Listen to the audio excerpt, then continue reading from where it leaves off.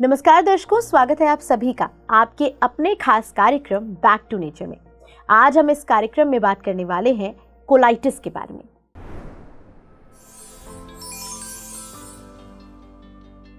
एक survey report के अनुसार भारत में इन्फ्लेमेटरी बाउल डिजीज के कुल 1.4 मिलियन केसेस दर्ज किए गए हैं, जिसमें क्रोहन्स डिजीज और अल्सरेटिव कोलाइटिस भी शामिल है।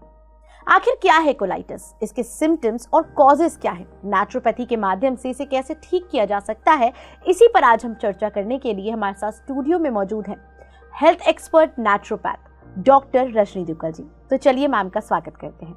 मैम, बहुत स्वागत करूंगी कार्यक्रम में। नमस्कार मैम, जैसे आज हम बात कर रहे हैं कोलाइटिस के बारे में, मैं जानना चाहूंगी कि आखिर कोलाइटिस क्या है।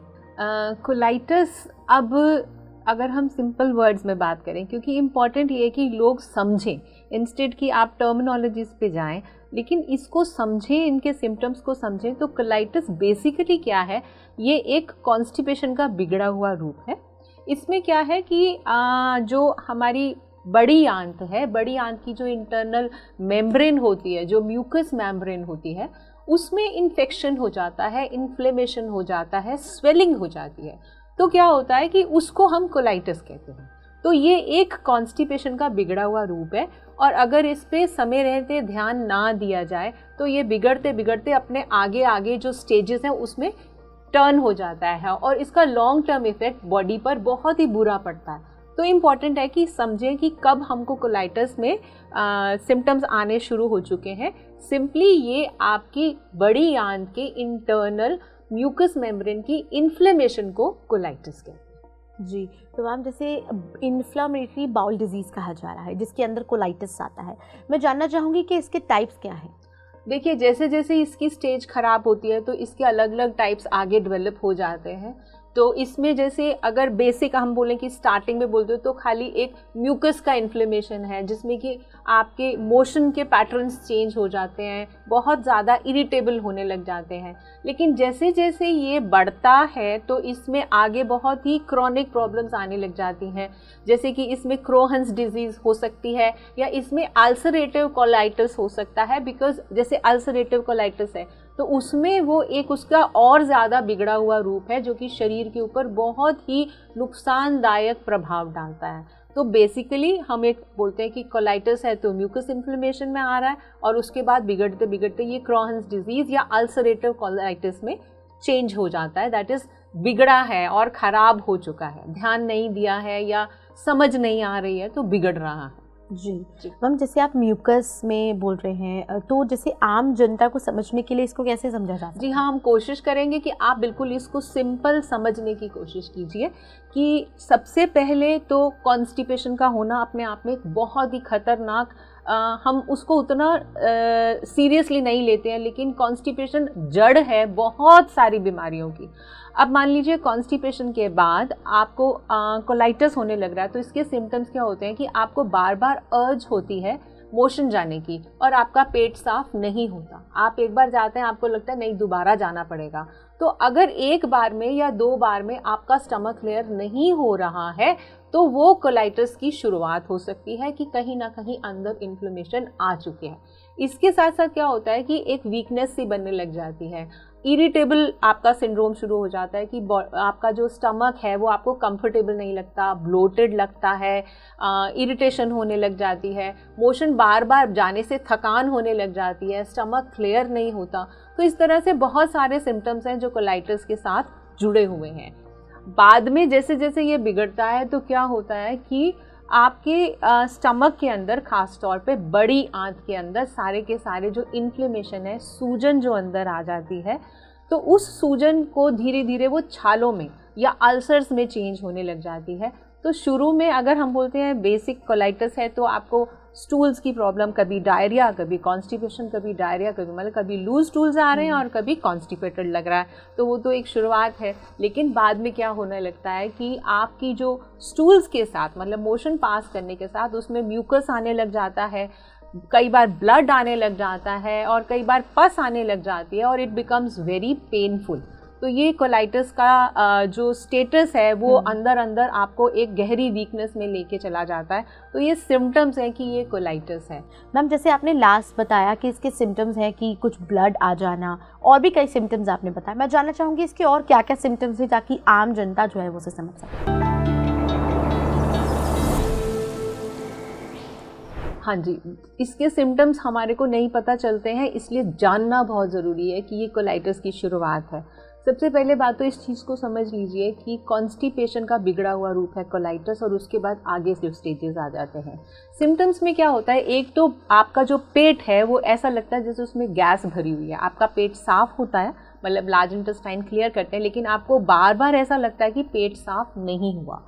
कई सिम्टम्स में क्या होता है, वॉमिट जैसी फीलिंग आने लग जाती है, जैसे बिगड़ रहा है, या नौसिया, हमेशा ही आपको ऐसा लगता है जैसे थोड़ा प्यूकिश फीलिंग है, या ऐसा लगने लग जाता है जैसे वॉमिट आ रही है, और हल्का हल्का जैसे दिल खराब बोलते हैं लोग उसको, बोलते कि ऐसा कुछ खाने को मन नहीं कर रहा, एपेटाइट आपका ख़राब हो जाता है, आपको भूख नहीं लगती है। इसके अलावा जो है फीवर, कई बार हल्का हल्का फीवर बना रहता है। इसके अलावा वीकनेस लगने लग जाती है, आपके हाथ पैर सुन्न होने लग जाते हैं, क्योंकि जैसे जैसे ये बिगड़ रहा है तो आपके शरीर के अंदर एक परमानेंट वीकनेस डेवलप होती जा रही है। क्योंकि देखिए, जो इंटरनल लाइनिंग है इसको समझने की ज़रूरत है कि जो आपकी लार्ज इंटेस्टाइन के अंदर की म्यूकस की लाइनिंग है, उसका काम क्या होता है कि जब आप खाना खाते हैं और उसमें अच्छा फाइबर होता है, तो क्या होता है कि वो लास्ट स्टेज में जब तक उसमें से पूरे न्यूट्रिएंट्स और वाटर एब्जॉर्ब नहीं हो जाते तब तक वो बड़ी आंत में रहता है। बड़ी आंत का काम क्या होता है कि वो आपके जो मल है उसमें से लास्ट स्टेज तक का जो न्यूट्रिएंट या वाटर का कंटेंट है उसको एब्जॉर्ब करती है, और उसके बाद उसको वो बाहर फेंक देती है। लेकिन अगर कॉन्स्टिपेशन होगा तो क्या होगा कि वो मल जो 1, 2, 3, 4, 5 दिन पुराना या ज़्यादा भी पुराना है, ख़ास तौर पे वो मल जिसमें कि कार्ब्स की वेस्टेज ज़्यादा है और प्रोटीन्स की वेस्टेज ज़्यादा, यानी कि फाइबर कम है, कार्ब्स और प्रोटीन का जो रफेज है या बोले कि रेसिड्यू है, वो जब बड़ी आंत में अटक जाता है और लगातार बड़ी दिन तक पड़ा रहता है, तो जो प्रोसेस आपकी आंत के अंदर होता है वो क्या होता है कि वो रोज़ आने वाले खाने के साथ साथ उस पुराने मल में से भी दोबारा से एब्जॉर्प्शन शुरू कर देती है। अब वो मल तो सड़ांध वाला, तो उस सड़ांध वाले मल की वजह से वहाँ पर अल्सर्स का हो जाना, पस का हो जाना, इन्फ्लेमेशन का हो जाना एक प्रोसेस है। तो अब धीरे धीरे क्या होता है कि वहाँ पर ब्लोटिंग होनी शुरू हो जाती है, आपको दर्द आना शुरू हो जाता है, इरिटेशन होना शुरू हो जाती है, कई बार ब्लड आना शुरू हो जाता है, क्योंकि आंत के अंदर जो पहले सिर्फ एक स्वेलिंग थी अब उसमें और ज़्यादा इन्फ्लेमेशन बढ़ गया। ये बोल सकते हैं कि अल्सर्स बढ़ गए और धीरे धीरे पूरी आंत के अंदर छाले बनने लग जाते हैं। इसके सिम्टम्स में हमने जो मेन चीज़ वॉच करनी है क्या है कि आम तौर पे ये नीचे से ऊपर को ट्रैवल करता है, मानी आपके लोअर एब्डोमेन में हेवीनेस और पेन बनना शुरू हो जाता है। धीरे धीरे धीरे धीरे ये ऊपर की तरफ फैलना शुरू हो जाता है और फाइनली पूरे पेट में आपको ब्लोटिंग की फीलिंग या दर्द की फीलिंग, हल्का फीवर की फीलिंग, इस तरह की फीलिंग्स रहने लग जाती है। अब इसके सिम्टम्स में और क्या चीज़ देखने वाली है कि इसके साथ इंसोम्निया माने कि नींद ना आने की प्रॉब्लम भी होने लग जाती है बॉडी में, क्योंकि न्यूट्रिएंट्स नहीं मिलते हैं। इंटरनल लाइनिंग जिसका काम है एब्जॉर्ब करना, उसमें स्वेलिंग है, तो वो न्यूट्रिएंट्स ना मिलने की वजह से बहुत ज़्यादा वीकनेस होने लग जाती है। इसके अलावा कई बार डिप्रेशन तक पेशेंट जो है चला जाता है कि उसको लगता है कि उसको पता नहीं क्या हो गया, तो एक डिप्रेसिव स्टेट में जाना शुरू हो जाते हैं। तो आप ये देखिए कि सिर्फ एक छोटी सी प्रॉब्लम कॉन्स्टिपेशन का ना ध्यान रखने की वजह से कोलाइटिस या अल्सरेटिव कोलाइटिस तक इंसान पहुंच जाता है और फिर उसके साथ जूझता रहता है, क्योंकि जैसे ही आप एंटी इन्फ्लेमेटरी मेडिसिन लेंगे आपको, या आपने अगर सोचा कि मैंने एंटीबायोटिक्स लिए, आपको थोड़ी दिन रिलीफ लगेगा, आपको लगा ठीक हो गया, लेकिन वो ठीक नहीं हुआ, सिर्फ थोड़ी देर का आराम मिला। आपको अपनी इंटेस्टाइन को हील करने के लिए प्रॉपर ट्रीटमेंट घर में ही प्लान करना पड़ेगा। ये थोड़ा लंबा ज़रूर है, लेकिन इतनी सारी बीमारियों से जूझने से अच्छा है कि आप अपनी इंटेस्टाइन पे काम करें। बिल्कुल मैम, जैसे कि आपने बताया कि कॉन्स्टिपेशन भी एक कारण है जिसकी वजह से ये होता है, साथ ही साथ आपने कहा कि वेस्टेज जो है वो स्टमक में ही जमा हो जाना शुरू हो जाता है। मैं जानना चाहूँगी ऐसा क्यों होता है, इसके कारण क्या है? जी हाँ, कारण जानना बहुत ज़रूरी है ताकि हम ये होने ही ना दें। देखिए, आजकल के लाइफस्टाइल में मैं जिस पैटर्न से आपको बताने जा रही हूँ वो एक मेडिकल पैटर्न नहीं है, एक नॉर्मल पैटर्न, ताकि आपको समझ आए ये प्रॉब्लम हो क्यों रही है। तो क्या है, सबसे पहली बात तो प्रोटीन और कार्ब्स का बहुत ज़्यादा इंटेक करना और साथ में रफेज का इंटेक ना करना एक इसका मेजर रीज़न है। उससे क्या होता है, कॉन्स्टिपेशन डेवलप होने लग जाती है। दूसरा अगर एक बड़ा कारण हम लेते हैं तो वो क्या है कि जो आपकी बॉडी में स्ट्रेस का इफ़ेक्ट है। स्ट्रेस एक बहुत बड़ा कारण है इस डिज़ीज़ का, क्योंकि क्या होता है कि जब आपको स्ट्रेस होता है तो आपकी बॉडी में जो एंजाइम्स हैं उनका काम डिस्टर्ब होने लग जाता है। स्ट्रेस की वजह से आप नॉर्मली क्या करते हैं कि आपकी जो इंटेस्टाइन है उसमें एब्जॉर्प्शन का काम और कुछ सर्टेन लेवल तक एंजाइम्स का काम करना भी कम होने लग जाता है। जैसे मैं आपको एक एग्जांपल देती हूँ, आप बहुत ज़्यादा मान लीजिए कैफ़ीन लेते हैं, माने कि चाय लेते हैं या कॉफ़ी लेते हैं या इस तरह की चीज़ें लेते हैं जिससे आपको उस वक़्त बहुत अच्छा लगता है, बट बाद में क्या होता है कि आपका ये जो ड्रिंक है इसने आपका उस वक़्त एक एड्रीनल का लेवल हाई कर दिया।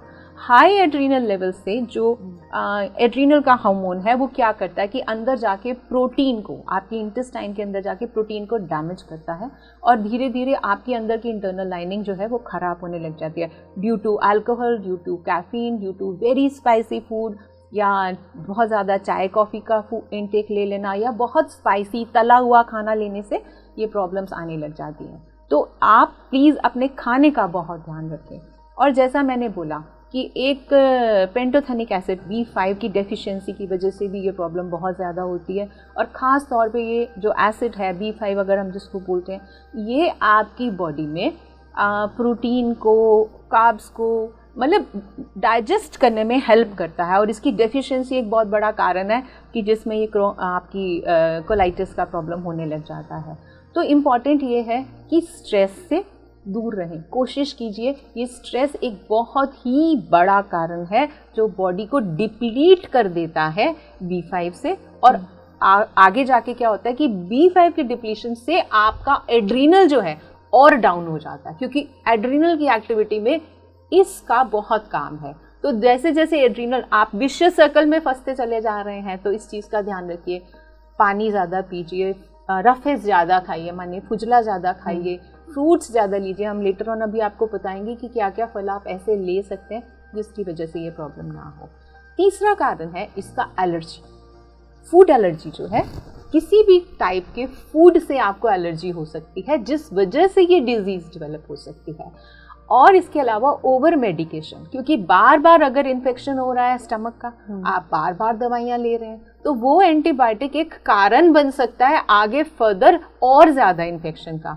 तो कई बार किसी मेडिकेशन से, किसी मेडिसिन से एलर्जी जो है वो भी इसका एक मेजर रीज़न है। और रेस्टलेसनेस, आपकी नींद पूरी नहीं हो रही है तो बॉडी आपकी हीलिंग में नहीं आती है, वो एक बहुत बड़ी वजह है। इसके अलावा कई बार आपकी हेरिडिटी होती है कि फैमिली में एक प्रॉब्लम चल रही है, तो हेरिडिटी की वजह से भी ये प्रॉब्लम होती है। अब जो हम जिस कारण पे बात करेंगे वो एक बहुत मेजर कारण है, और ये एक मानसिक अवसाद का कारण है। मेंटली अगर हम देखिए, आपको ये समझना पड़ेगा कि हमारी जो इंटेस्टाइन है उसका काम है लेट गो, माने जो वेस्ट है उसको बाहर फेंक देना। लेकिन अगर मानसिक रूप से भी आपने अपने दिमाग में कुछ पुराना ऐसा रखा हुआ है जिसको आप छोड़ना नहीं चाह रहे हैं, वो बीत चुका है, आप उसको भूलना नहीं चाह रहे हैं, तो ये भी एक नर्वसनेस और एक मेंटल स्ट्रेस की तरह काम करता है।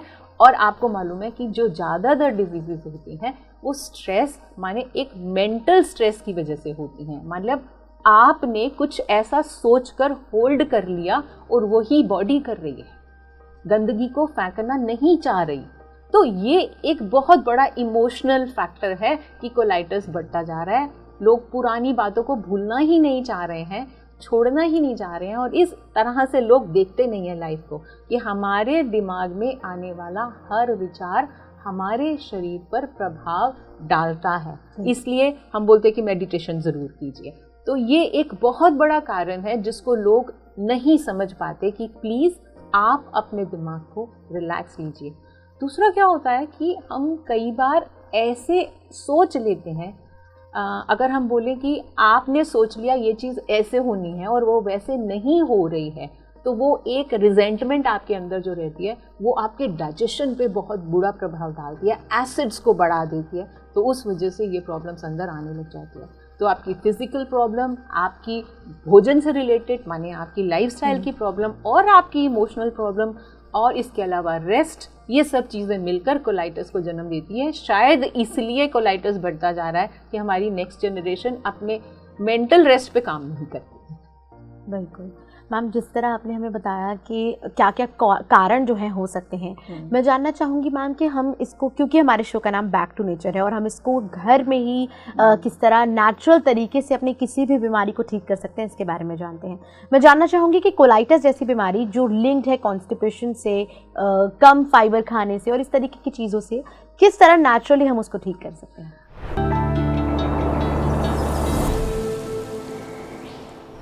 बिल्कुल ठीक है। आप नेचुरली जैसे ही पहला सिम्टम आपको लगे तो प्लीज़ आप अपने खाने पे ध्यान दीजिए, रेस्ट पे ध्यान दीजिए। तो अगर कोलाइटिस हो गया है तो कुछ बड़े ही सुपर फूड्स हैं जिनको हम बोलते हैं कि आप ले सकते हैं। जैसे कि कोलाइटिस में आपको सबसे पहले तो अगर हम बोलते हैं तो बनाना का उपयोग करना चाहिए। नेचुरली जो बनाना राइप है और मतलब नेचुरली जो पका हुआ बनाना, वो आपके लिए बहुत अच्छा काम कर सकता है। आप बनाना की स्मूदी बना के ले सकते हैं या वैसे बनाना ले सकते हैं। इसी तरह पपाया ले सकते हैं।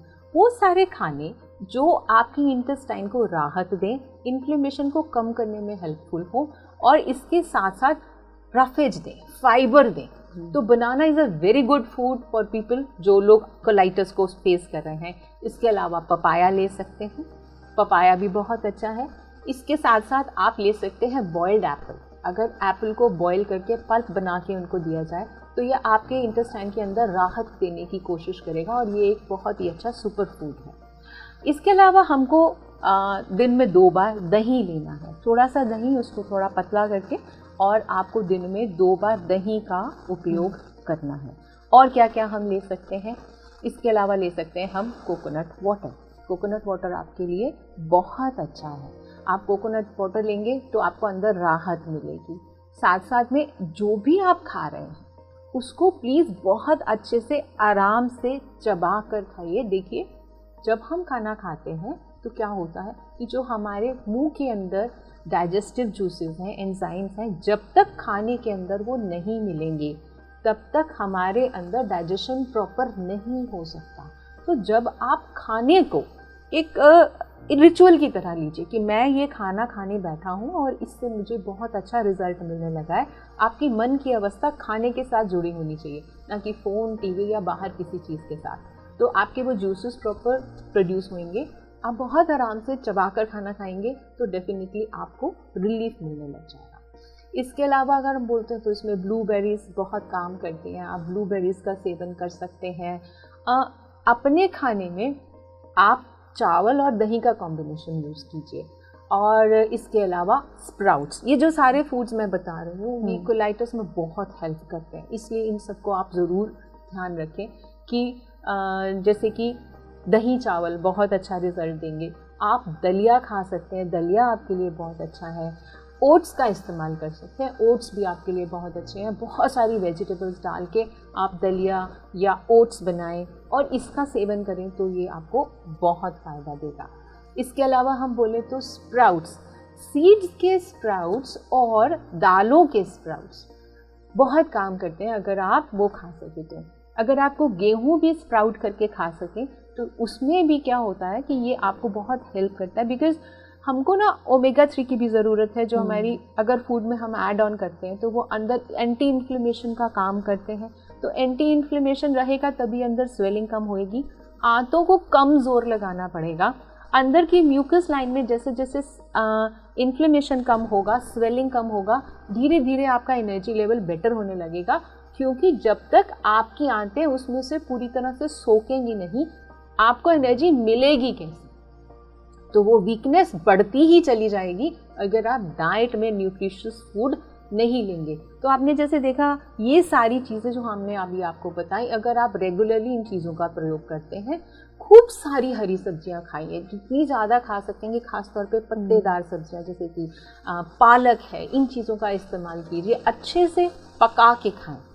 इसलिए अभी मैं बोल रही हूँ पका के खाएं, क्योंकि अगर इन्फ्लेमेशन है तो कच्ची सब्जी से प्रॉब्लम होगी, लेकिन अगर माइल्ड है बिल्कुल तो आप इसको पूरी तरह से ना पका के सॉटे करके भी खा सकते हैं। जैसे ब्रोकली खा सकते हैं, गाजर का जूस इतना अच्छा है, इसमें बीटा कैरोटीन होता है। तो आप देखिए कि आप कच्ची गाजर को ग्रेट करके ले सकते हैं, या गाजर का सूप बना के ले सकते हैं, गाजर और टमाटर का सूप ले सकते हैं। तो ऐसी बहुत सारी चीज़ें हैं जिनको आप अपनी डाइट में अगर इंक्लूड करते हैं तो डेफिनेटली आप कोलाइटिस से बच सकते हैं। इनिशियल सिम्टम्स पे अगर काम करें तो बहुत अच्छा है। और लास्ट में जैसा मैं हमेशा बोलती हूँ कि आप अगर नेचुरोपैथी की ठंडी पत्ती का इस्तेमाल अपने लोअर एब्डोमेन पे करेंगे तो उससे क्या होगा कि जो रक्त संचार है वो सुधर जाएगा आपकी इंटेस्टाइन्स की तरफ, और अंदर से हीलिंग शुरू होने लगेगी। तो ये तो सारी वो चीज़ें हैं जो हमको खाने में इस्तेमाल करनी है। ठीक है, अब आ जाते हैं कि इसके अलावा हमको लाइफस्टाइल में क्या करना है। तो एक्चुअली आपको अपने मेंटल स्ट्रेस के ऊपर वाकई ही काम करना पड़ेगा, क्रिएटिव होना पड़ेगा, पुरानी सोच को छोड़ना पड़ेगा और रेस्ट खूब करना है। जब तक आपका ये प्रोसेस ठीक नहीं हो जाता, ठंडी पट्टी, रेस्ट, पानी, ज़्यादा से ज़्यादा पानी पीजिए। ये आपको बहुत बेनिफिट देगा कि कम से कम 10 गिलास पानी तो पीना ही पीना है। आजकल के लाइफस्टाइल में लोग ध्यान ही नहीं देते कि हम पानी पी रहे हैं या क्या पी रहे हैं। वो हर तरह से कार्बोनेटेड ड्रिंक्स हैं, इस तरह का चीज़ों का इस्तेमाल करती हैं। तो छाछ का इस्तेमाल कीजिए, वो आपके लिए बहुत अच्छी है। छाछ में थोड़ी सी काली मिर्च डालें तो भी आपको बहुत बेनिफिट देगा। ठीक है, तो छाछ के इस्तेमाल के साथ साथ जैसे मैंने बताया आप दही का इस्तेमाल कर सकते हैं। और कुछ केसेस में मैंने देखा है कि हल्दी, टर्मरिक का इस्तेमाल ज़रूर कीजिए कि जब भी आप पानी में अगर थोड़ी हल्दी डाल के पी सकें वो भी बहुत अच्छी बात है। या आप जो खाना खा रहे हैं तो उसमें हल्दी ज़रूर डालें, और हल्दी को ओवर कुक ना कीजिए क्योंकि जो उसका इफ़ेक्ट है वो कम हो जाएगा। तो हल्दी का इस्तेमाल ज़रूर कीजिए। यहाँ तक कि आप दलिया में, चावल में, उसमें भी हल्दी डाल के पका सकते हैं जिसमें उसको भूनना नहीं पड़ता। तो ये मैंने कुछ ऐसी चीज़ें बताई कि अगर आप इसको अपने लाइफस्टाइल में डालें, थोड़े लंबे समय तक डालें, ठीक है ना, क्योंकि पूरी आंत को हमने क्योर करना है। उसके अंदर की इंटरनल लाइनिंग है जिसकी इन्फ्लेमेशन हो चुकी है उसको क्योर करना है। तो फूड से इन्फ्लेमेशन ना बढ़े, that is very very important. बिल्कुल मैम, आपने बहुत अच्छी तरीके से बताया कि किस तरह हम नेचुरल रेमेडीज़ का इस्तेमाल कर सकते हैं, किस तरह हम हल्दी का इस्तेमाल कर सकते हैं, खान पान पे भी आपने बताया कि किस तरह ध्यान दे सकते हैं, और साथ ही साथ जैसे कि आपने बताया कि fibre rich food, nutrition rich food जो है वो हमें खाना है। मैम, मैं जानना चाहूँगी अंत में कि योगा और मेडिटेशन इसमें कितना इंपॉर्टेंट है। जैसे कि आपने बताया कि स्ट्रेस जो है वो एक व्यक्ति को हो जाता है, वो भी एक कारण है, तो मैं जानना चाहूँगी योगा और मेडिटेशन कितना इंपॉर्टेंट है। देखिए, योगा और मेडिटेशन एक्चुअली बहुत इंपॉर्टेंट है इसके लिए। अपने अंदर के जमा हुए गंदगी वाले थॉट्स को एलिमिनेट करना बहुत ज़रूरी है। जैसे ही आप अपने अंदर ऐसे थॉट्स को रिलीज़ करेंगे विद मेडिटेशन, आपकी बॉडी भी गंदगी को छोड़ने लगेगी। और ये एक बहुत ही ब्यूटीफुल हमारी फीलिंग होती है कि जब हम अपने आप को एक्सेप्ट करने लग जाते हैं, जब हम सोचते हैं कि मैं जो कुछ भी हूँ मैं सही हूँ, मुझे अपने आप को किसी से कंपेयर नहीं करना है। पुरानी घटनाएं जिन पे मेरा एक बुरा सोचो कि एक विचार बना हुआ था, उनको हमें छोड़ना है, एक्सपेक्टेशन को छोड़ना है। तो जैसे जैसे आप दिमाग में से गंदगी निकालेंगे, शरीर में से गंदगी निकलने लग जाएगी। योगा बहुत ज़रूरी है। योगा आप इसके लिए जितनी स्टमक की एक्सरसाइज है जिसमें ज़्यादा स्ट्रेस आपकी स्टमक पे ना पड़े, मैं तो बोलूँगी शल्भासन है, शवासन है, इस तरह के आसन को अगर आप करते रहेंगे तो ये आपके लिए बहुत बेहतर है। खुली हवा में चलना ताकि ऑक्सीजनेशन बढ़े और आपकी बॉडी की इम्यूनिटी बढ़े, तो वो भी बहुत ज़रूरी है। मैम, मैं जानना चाहूँगी जैसे कि आपने योगा और मेडिटेशन के बारे में बताया, मैं जानना चाहूँगी कि इस बीमारी में, कोलाइटिस जैसी बीमारी में या फिर बोल डिजीज़ जो होते हैं, उनमें क्या कुछ प्रिकॉशंस लेने हैं, क्या कुछ नहीं करना? जी बिल्कुल, अगर कोलाइटिस है तो ख़ास तौर पे आपको 3 विश, जिसको हम बोलते हैं कि मैदा, चीनी और शुगर, इन तीनों को बिल्कुल छोड़ दीजिए। मैदे से बने हुए पदार्थ छोड़ दीजिए। स्पाइसी फूड छोड़ दीजिए, स्पाइसी बहुत तंग करेगा आपको। अल्कोहल है, कैफीन है, चाय है, ये सब चीज़ें आपको बहुत नुकसान देंगी। प्रिजर्व्ड फूड से बहुत ज़्यादा नुकसान होगा।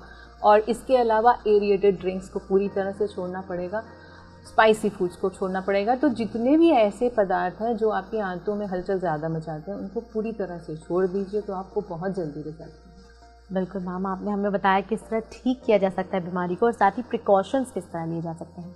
मैम, कार्यक्रम में जुड़ने के लिए और कोलाइटिस जैसी बीमारी पर जानकारी देने के लिए आपका बहुत बहुत धन्यवाद। धन्यवाद। तो दर्शकों, हमने आज के कार्यक्रम में जाना कि अगर आपको कोलाइटिस जैसी बीमारी हो जाती है या कोई भी बोल डिजीज़ हो जाता है, कॉन्स्टिपेशन हो जाता है, तो किस तरह उसे नेचुरोपैथी के माध्यम से ठीक किया जा सकता है, खान पान पर ध्यान दिया जा सकता है। इस कार्यक्रम के लिए इतना ही। बनी रही बैक टू नेचर के साथ ही दर्शकों, अगर आप हमारा ये कार्यक्रम टीवी पर देख रहे हैं तो हमारे यूट्यूब चैनल को ज़रूर सब्सक्राइब करें, और अगर यूट्यूब पर देख रहे हैं तो हमारे बाकी सोशल मीडिया प्लेटफॉर्म्स को फॉलो करना बिल्कुल ना भूलें। नमस्कार।